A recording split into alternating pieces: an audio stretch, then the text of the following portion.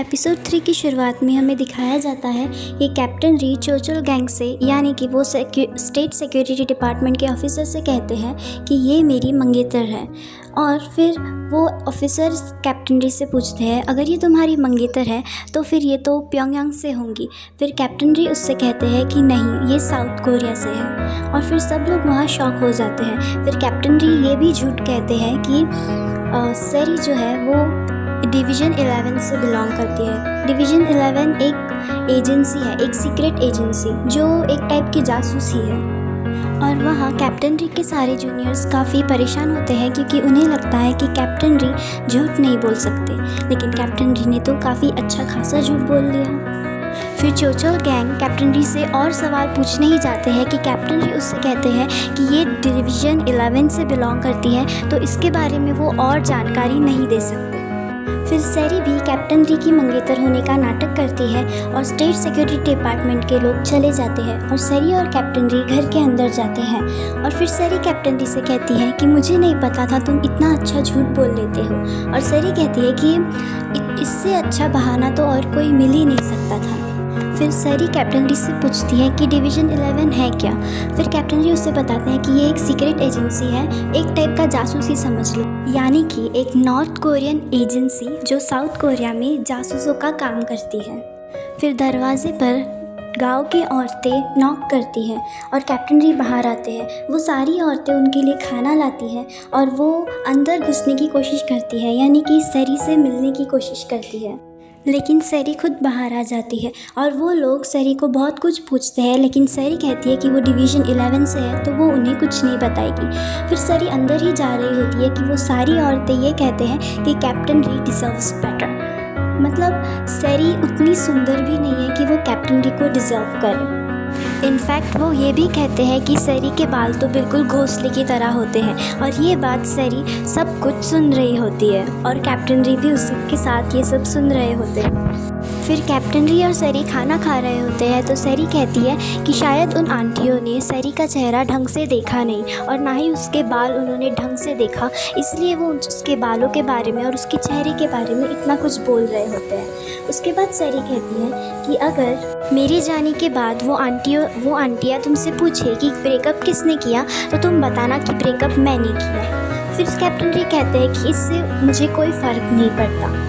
फिर कैप्टन री अपने बेडरूम में जाकर सो जाते हैं और सेरी बिस्तर पर हॉल में ही सो जाती है। फिर हमें दिखाया जाता है कि कैप्टन री के कमरे में एक तरह का फॉर्म होता है। उस फॉर्म में कैप्टन री की फ़ोटो रहती है और वहाँ साफ साफ लिखा रहता है कि वो फॉर्म स्विट्ज़रलैंड की पियानो एक कॉलेज की है। इसका मतलब कैप्टन री स्विट्ज़रलैंड में एक पियानो वाली कॉलेज में स्टूडेंट थे।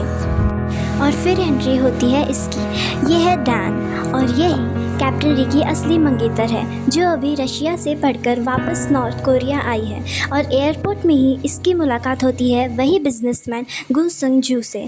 और गू संग जू पहली ही मुलाकात में डैन को अपना दिल दे बैठता है। फिर हमें डैन के अंकल दिखाई देते हैं जो डैन के लिए एयरपोर्ट पे वेट कर रहे होते हैं। फिर डैन उसके अंकल से पूछती है कि वो बड़ी वाली कार कहाँ है। फिर उसके अंकल कहते हैं कि वो बड़ी वाली कार तो मैंने कैप्टन री को दी थी, क्योंकि उस रात याद है जब स्टेट सिक्योरिटी डिपार्टमेंट के लोग आए थे तो उस रात कैप्टन री ने डैन के अंकल से ही वो कार ली थी जल्दबाजी में। फिर डैन उसके अंकल से पूछते हैं कि कैप्टन री ने मेरे बारे में कुछ पूछा, तो उसके अंकल कहते हैं कि नहीं, इतने सालों में कैप्टन री ने तुम्हारे बारे में एक भी बार नहीं पूछा। फिर डैन कहती है कि मैं खुद ही चली जाऊंगी कैप्टन री के घर वो कार वापस लेने, इसी बहाने में कैप्टन री से मिल भी लेंगी। फिर हमें उनकी कार के पास कुछ चोर दिखाई देते हैं जो वाइपर्स चुरा रहे होते हैं, जो हर कार्स के वाइपर्स चुराते हैं।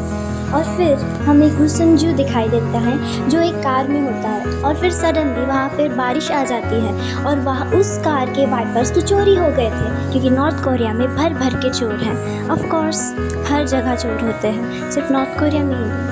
हाँ, तो फिर गू संग जू बहुत गुस्सा हो जाता है क्योंकि वो साउथ कोरिया से भाग कर आया था, क्योंकि साउथ कोरिया में बहुत से लोग उसके जान के पीछे पड़े थे और वो साउथ कोरिया से बहुत से लोगों के पैसे चुरा कर यानी गफला कर नॉर्थ कोरिया भाग कर आया था। और उसने काफ़ी पैसे खर्च किए थे, तो इसलिए वो ड्राइवर पर काफ़ी गुस्सा करता है कि ये कौन सी कार लाए हो तुम।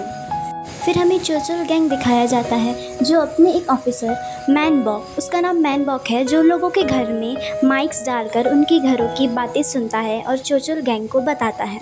तो चोचल गैंग उससे कहता है कि कैप्टन री जोंगयोक कैप्टन री म्यू योक का छोटा भाई है। और ये सुनकर मैनबॉक पुरानी चीज़ें याद करता है कि उसने कैप्टन री के बड़े भाई री म्यू योक के साथ क्या किया था। फिर हमें पुराना सीन दिखाया जाता है जिसमें री म्यू योक, कैप्टन री का बड़ा भाई, एक कार में होता है अपने एक ऑफिसर के साथ और वहाँ से ट्रक्स आ रही होती है और ये सब बातें मैनबॉक सुन रहा होता है और चोचल गैंग को इन्फॉर्म कर रहा होता है। और इस सीन से हमें ये समझ में आता है कि मैनबॉक एक अच्छा आदमी है, क्योंकि और या फिर मैनबॉक को री म्यू योक से कुछ लगाव था, इसीलिए उसकी आंखों से आंसू गिरे। और इससे हमें ये पता चलता है कि कैप्टन री के बड़े भाई कैप्टन री म्यू योक को चोचल गैंग ने ही मारा था और उसमें मैनबॉक का भी थोड़ा बहुत हाथ था, कि मतलब हाथ तो नहीं था लेकिन मैनबॉक उसे हर जानकारी दे रहे थे। तो चोचल गैंग कहता है कि वही काम तुम्हें अब कैप्टन री म्यू योक के छोटे भाई कैप्टन री जोंगयोक के साथ करना है। तो उसके घर में भी वही माइक लगाओ और उसके घरों की सारी जानकारियाँ मुझे दो, क्योंकि उसके घर में एक लड़की है जिसके ऊपर उन्हें शक है। वो लड़की के बारे में वो सब कुछ जानना चाहता है। और मैनबॉक स्पीचलेस रह जाता है, क्योंकि शायद मैनबॉक को री म्यू योक को भी मारना नहीं था, क्योंकि उसी लिए तो वो रोया था और अभी भी वो उसी टाइप की कंडीशन में फिर से फंस गया है। फिर हमें अगले दिन का सीन दिखाया जाता है जिसमें सैरी दरवाजे के पीछे छुपकर गांव के सभी लोगों की बातें सुन रही होती है, लेकिन गांव के सभी लोग तो सिर्फ वो बड़ी सी कार को देख रहे होते हैं। फिर कैप्टन री वहाँ आ जाते हैं और कैप्टन री सैरी से पूछते हैं कि तुम ये क्या कर रही हो। फिर सैरी उससे कहती है कि मैं बस चेक करना चाहती थी कि बाहर सब कुछ नॉर्मल तो है। फिर कैप्टन री उससे कहते हैं कि तुम घर में रहो, मैं काम पर जा रहा हूँ। फिर सैरी कहती है कि मैं भी चलती हूँ, एटलीस्ट तुम्हें कार तक छोड़ने आती हूँ। फिर कैप्टन री कहते हैं इसकी कोई ज़रूरत नहीं है। फिर सैरी कहती है नहीं, कल रात थी, इसीलिए रात की वजह से शायद उन आंटियों ने मेरा चेहरा या मेरे बाल ढंग से ना देखे हो, इसलिए वो मेरे बारे में ऐसा कह रहे थे। You know, first impression is the last impression. फिर कैप्टन री उसे एक रुमाल देते हैं और सैरी पूछती है ये किस लिए। तो कैप्टन री कहते हैं लो, बांध लो अपने घोंसले को।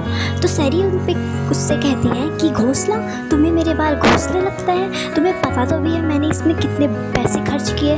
फिर कैप्टन री कहते हैं कि नॉर्थ कोरिया में ऐसे बाल सिर्फ 2 ही लोग पहन कर घूमते हैं, पहला फॉरेनर्स और दूसरा पागल। फिर कैप्टन री उसे टर्न करके उसके बालों को बांधते हैं। आहा, ये हुआ ना एक के ड्रामा वाला सीन।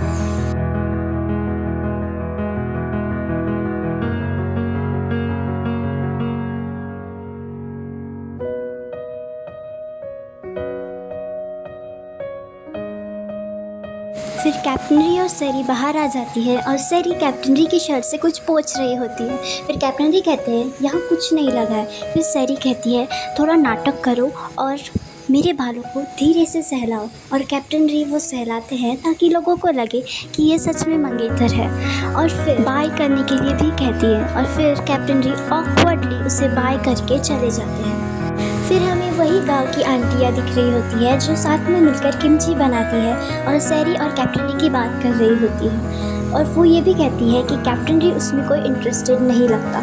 वैसे दोस्तों, ये आंटियाँ बुरी नहीं है, ये आंटियाँ सिर्फ कैप्टन री को पसंद करती हैं और वो चाहती है कैप्टन री को कोई ऐसी लड़की ना मिले जो उन्हें डिज़र्व नहीं करती, क्योंकि उनके हिसाब से कैप्टन री ना सिर्फ दिखने में बल्कि दिल से भी काफ़ी अच्छे हैं। और ये औरतें भी काफ़ी अच्छी हैं दोस्तों। ये तो बस सैरी का फर्स्ट इम्प्रेशन हो गया है और सैरी ने इन्हें उससे बात करने का मौका भी नहीं दिया, तो इन लोगों को लगता है कि सैरी काफ़ी रूड है, बस इसलिए ये लोग ऐसी बातें कर रहे होते हैं।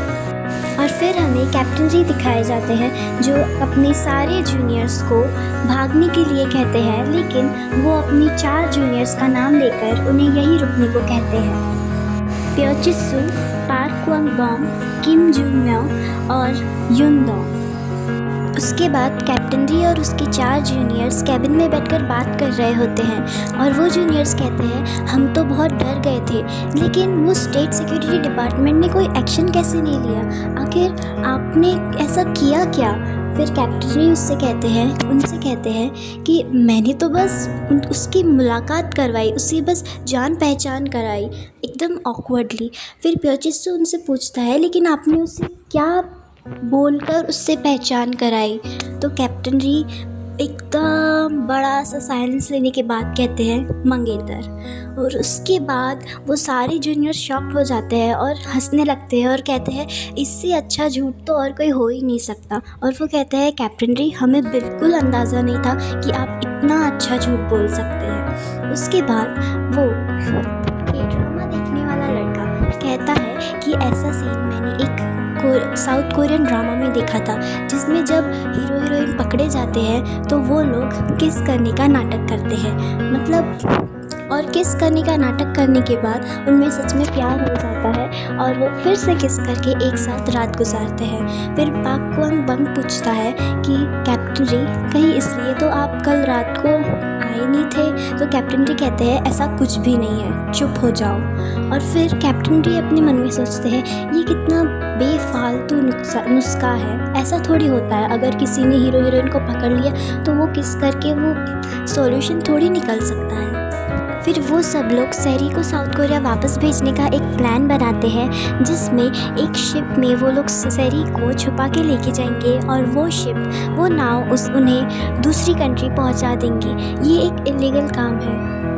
उसके बाद कैप्टन री के जूनियर्स कैप्टन री के घर जा रहे होते हैं और वहाँ पर हमें दिखाया जाता है कि मैन बॉक ने एक आदमी भेजा है जो वहाँ पर माइक लगा रहा होता है, लेकिन वो माइक कैप्टन री के घर पे नहीं बल्कि कैप्टन री के घर के सामने के एक खंबे में लगा रहा होता है। और फिर मैनबॉक उस आदमी से कहता है कि हाँ आवाज़ आ रही है, अब तुम उतर जाओ। उसके बाद मैनबॉक उनकी बातें सुनने लगता है और वो देखता है कि वही साउथ कोरियन ड्रामा देखने वाला लड़का सैरी को साइड में बुलाता है और कहता है सैरी मुझे तुमसे कुछ कहना है। और वो दोनों साइड चले जाते हैं और मैनबॉक ध्यान से सुनता है उनकी बातें, लेकिन वो साउथ कोरियन ड्रामा देखने वाला लड़का सैरी को उस ड्रामे के बारे में ही पूछता है कि उसे नहीं मरना चाहिए था, वो क्यों मरा। और सैरी कहती है मैं जब से तुमसे मिली हूँ तुम तब से मुझे वही 10 साल पुराने ड्रामे की बात कर रहे हो और मेरे हिसाब से वो हीरो जो सीरियल में मरा वो अच्छे के लिए ही मरा।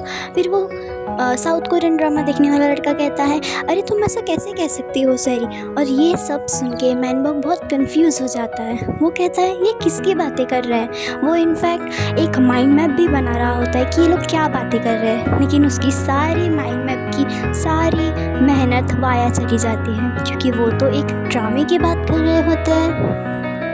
फिर हमें कैप्टन री का एक जूनियर दिखाया जाता है जो कैप्टन री को इन्फॉर्म कर रहा होता है कि कल रात मैंने एक ट्रक देखी थी और वो ट्रक मुझे थोड़ी अलग लगी, तो मैंने उनसे उसका लाइसेंस पूछा और उन्होंने लाइसेंस भी दिया और उन्होंने ये भी कहा कि वो इंजीनियरिंग डिपार्टमेंट से है।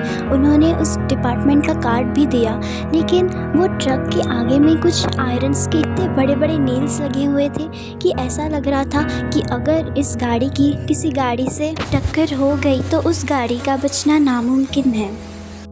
फिर हमें गु संजू दिखाया जाता है और उसी के घर में हमें चोचोल गैंग भी दिखाया जाता है। तो उनकी बातों से हमें ये पता चलता है कि गु संजू का नॉर्थ कोरिया में छुपने की मदद चोचोल गैंग ने ही की थी, लेकिन गु संजू उससे काफ़ी रूड बिहेवियर करता है और उस पर गुस्सा होता है और कहता है तुम्हें पता है मैंने इतने सारे पैसे डॉलर्स में खर्च किए ताकि मैं यहाँ पर सेफ़ रह सकूँ। तुम जानते हो मुझे यहाँ पर 10 साल के लिए छिपना है और जब मैं यहाँ आया तब नॉर्थ कोरिया की बारिश ने मुझे घेर लिया और तुम्हारी वो कार में वाइपर्स तक नहीं थे। क्या नॉर्थ कोरिया वाले अपने मेहमानों का ऐसा स्वागत करते हैं? फिर चोचोल गैंग उससे कहता है कि शायद तुम भूल रहे हो, मैंने इस वक्त वर्दी पहनी हुई है और भले ही मैं भी एक बिजनेसमैन हूँ लेकिन इस वक्त मैं वर्दी में हूँ, तो तुम मेरे साथ ऐसी बातें नहीं कर सकते। फिर गु संजू उसे कहते हैं ठीक है मुझे माफ़ कर दो। उसके बाद हमें साउथ कोरिया का सीन दिखाया जाता है जिसमें सैरी का दूसरा बड़ा भाई किसी से कॉल पे बात कर रहा होता है और कह रहा होता है कि गु सुंजू कहीं भी हो, मॉस्को हो या कहीं पर भी, तुम बस उसे ढूंढने का काम करो। इससे हमें ये पता चलता है दोस्तों कि गु सुंजू ने सैरी के बड़े भाई के भी पैसे चुराए हैं। फिर हमें पार्क सू चैन दिखाया जाता है। ये वही रिपोर्टर है। ये यहाँ पर मिस्टर होंग से ये कहने आया है कि देखिए, और भी बहुत से लड़कियाँ थे जो पैराग्लाइडिंग करते वक्त कहीं मिसिंग हो गए थे, लेकिन वो मरे नहीं थे। उसके बाद वो मिल गए थे।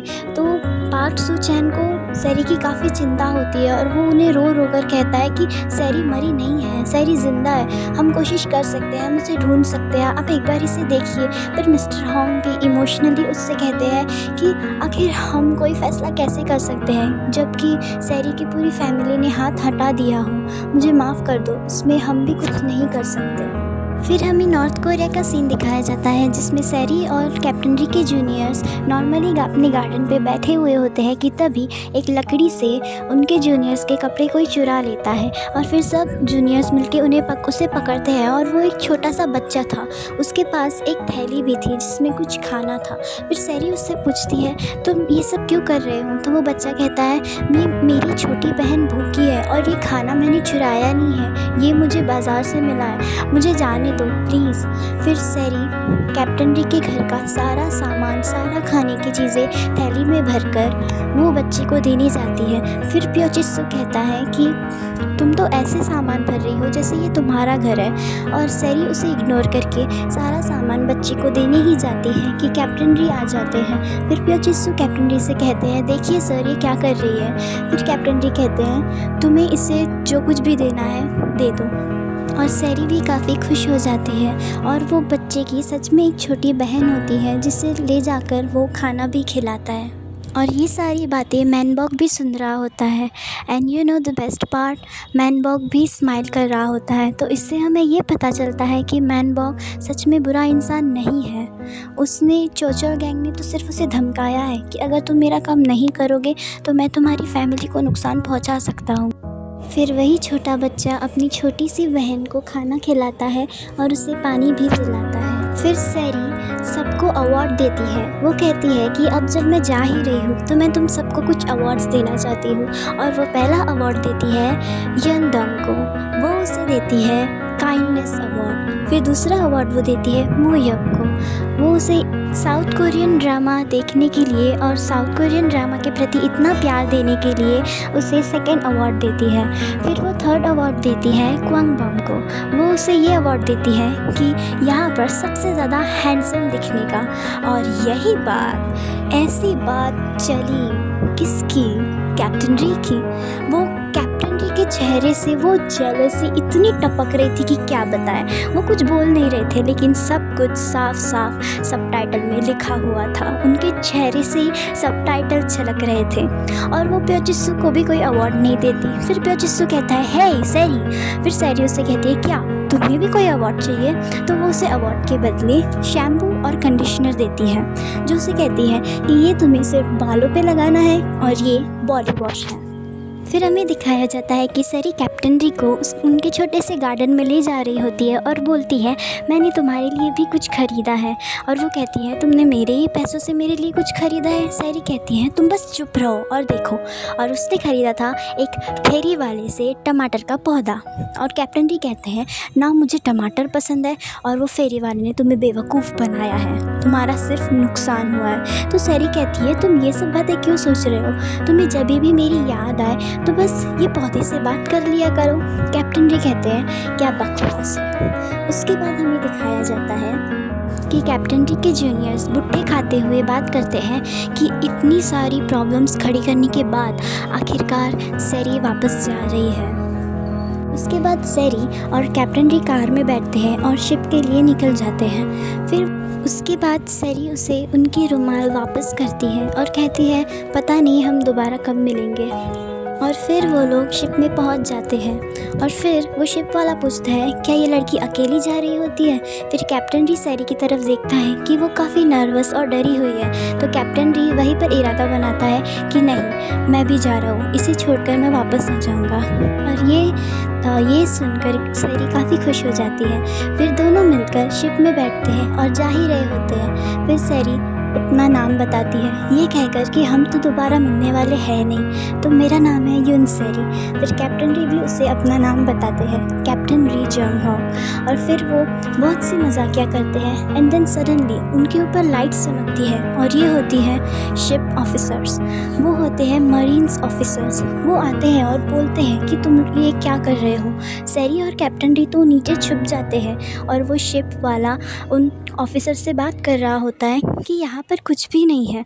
फिर वो ऑफिसर्स कहते हैं कि ये खोलो, ये डब्बा खोलो। वो एक्चुअली डब्बा नहीं रहता, वो फ्लोर रहता है ना, अंदर में एक रूम। तो वो उसे कहता है ये रूम का दरवाज़ा खोलो। और जैसे ही वो खोलने जाता है उन्हें क्या दिखता है, पहले तो सैरी और कैप्टन डी डिसाइड करते हैं कि अभी हमें करना क्या है, करना क्या है, करना क्या है। फिर कैप्टन डी को याद आता है कि न्यूयॉर्क ने उसे क्या बताया था। फिर कैप्टन डी सैरी को कहता है मुझे नहीं पता था कि ये इस टाइप पे काम आ सकता है, लेकिन ये आ रहा है, शायद ये आ सकता है। सैरी कहती है तुम क्या बोल रहे हो। फिर कैप्टन डी कहते हैं अरे तुम्हें तो पता होना चाहिए ना इस ट्रिक के बारे में, तुम साउथ कोरियन हो। सैरी कहती है तुम्हें जो करना है जल्दी करो। फिर जैसे ही वो दरवाज़ा खुलने जाता है वैसे ही कैप्टन डी सैरी को कहते हैं मेरी तरफ देखो एंड देन दे किस। और यहीं पे एपिसोड 3 ख़त्म हो जाता है। एपिसोड 4 देखने के लिए मुझे सब्सक्राइब करना ना भूले दोस्तों।